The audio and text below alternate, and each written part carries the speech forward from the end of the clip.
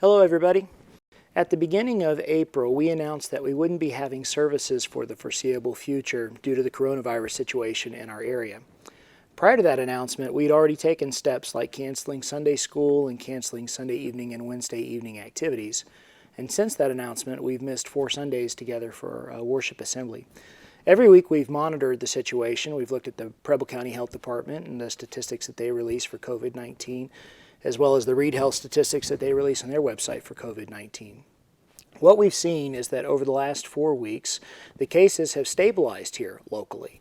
Both the hospital and Preble County in general have not reported any exponential spikes in either treatment or diagnosed cases, quarantines, or thankfully deaths, and that's great news.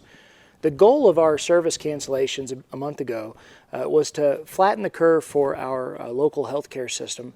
And locally, we're happy to see that the statistics have not skyrocketed, that there appears to be a leveling off for our particular area right now, and that's good news.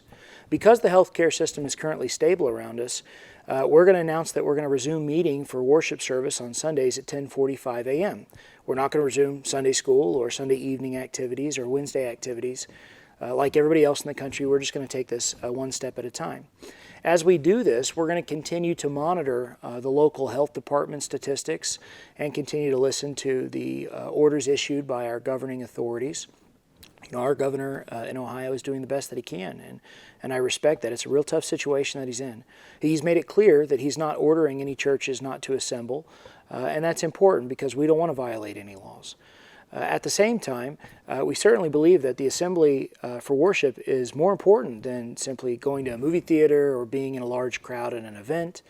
And with the vaccine for COVID-19 potentially years away by every expert's opinion, we simply aren't prepared to cancel all worship assembly until there's a vaccine some 18, 24, perhaps longer months into the future. With that said, if the cases in Preble County or Richmond do seem to sort of exponentially climb, then we're going to reevaluate and reassess and take measures quickly because, again, the goal is we don't want to see the healthcare system overwhelmed. It continues to be a really serious situation. Many of us are used to wearing masks and getting temperature screens when we go into work. And if you want to wear a mask to the worship service, that's absolutely fine. There will be no judgment from me there. We're not going to do temperature screens at the door, but I do think that you should take your temperature and be sure that you're not running a fever before you come to our worship service on Sunday at 10:45 a.m. I think that you should check your kids, and that's what Allison and I are going to be doing. Let me just be candid and say that I love you all, and I know that we bothered some people when we met for a couple weeks at the outset of this. I know that we bothered some people when we stopped meeting, and there's going to be some people that are going to be just bothered by this particular announcement too. If you have been bothered by the way we've handled the situation, I really am sorry. I mean, I don't think I've done anything wrong. I don't think that the pastors are doing anything wrong. That's not the sense that I'm apologizing. I'm just sorry for the difficulty of having to work through these things and feeling like the best thing isn't done. I know that's an incredibly difficult position to be in. I know that you care about the people here at church and the people in our community, and I believe that everybody here loves and cares for me and the other pastors in the situation that we're in. The reality is that we're not going to get anywhere near 100% agreement on what to do with all these things. We're just not. If I go to work and I talk to 3 different people about what's going on in the world, I'm going to get 3 different opinions.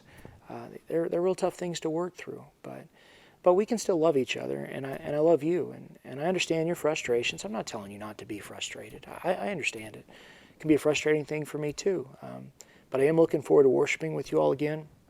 And as always, if you want to talk about any of this, I'm a phone call away. I'm certainly not infallible.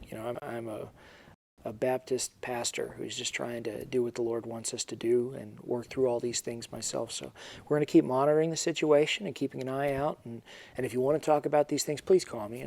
I'm happy to talk to anybody at any time and hear what you have. So I would say God bless you, and thanks for your time in this announcement.